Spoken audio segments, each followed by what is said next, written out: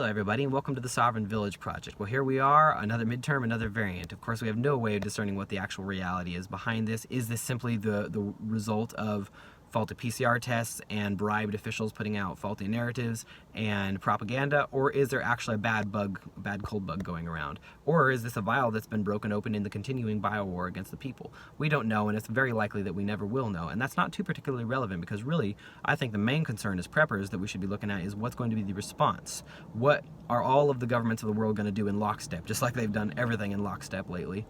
What are they going to try to do to us to enforce compliance? They clearly really want us to be forced to do what the pharmaceutical corporations say. They want to force those immune system replacers into our bodies. They're determined. They want 100% of that. They don't want people running around that they can't control.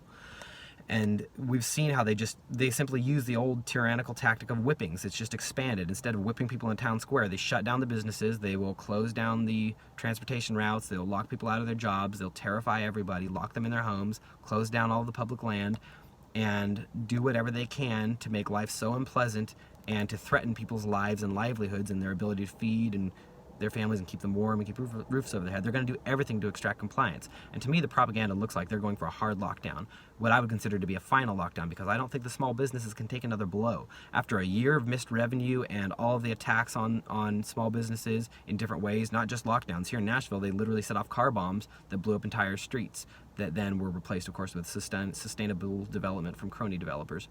But anyway, it's clear that they are going to extract compliance using violence. And so the question should be, how do we defend ourselves against this violence? How do we prepare our communities to make sure it does not happen in our communities? I have no interest in acting at the national level or the global level. I can't do anything about what's happening there. And I don't really care about what happens in this nation. It's not my nation.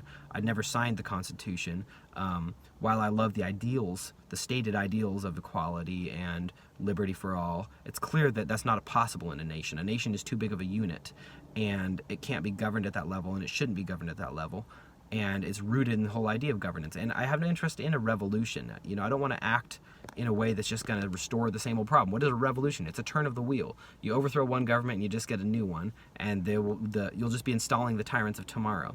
So I have no interest in taking part in a revolution, in civil wars and anything like that. I don't care. I don't care what the nation does. I care what happens in my community, in the place where I can affect change. And so that's where we're being active in making our preparations and trying to look at, will they go along with any of this agenda? Thus far, our county in Hickman County has not gone along with any of this agenda. But we are watching our politicians, we're talking to them, we are working on making them pass a resolution that says no elected official in the county can enforce or aid in the enforcement of any mandate, order, or law that forces a medical device into or onto people's bodies.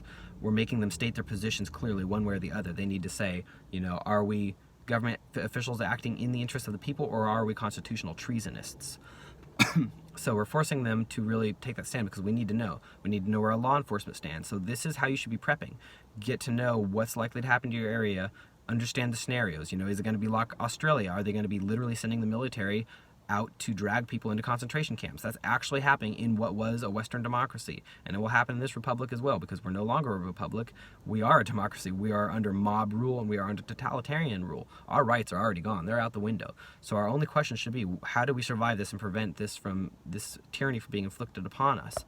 And for myself, that means acting at the local level and making contingency plans. For example, in that scenario, if they're coming around door to door and forcing people into camps, what are you and your neighbors going to do? How are you going to contact your neighbors? They're not going to just let you Facebook message them or text them or use the internet or email them or call them up in that kind of a scenario. Of course, they're going to cut off those centralized communications. So how have you decentralized your communications? Do you have Baofeng, ham radio, CBs?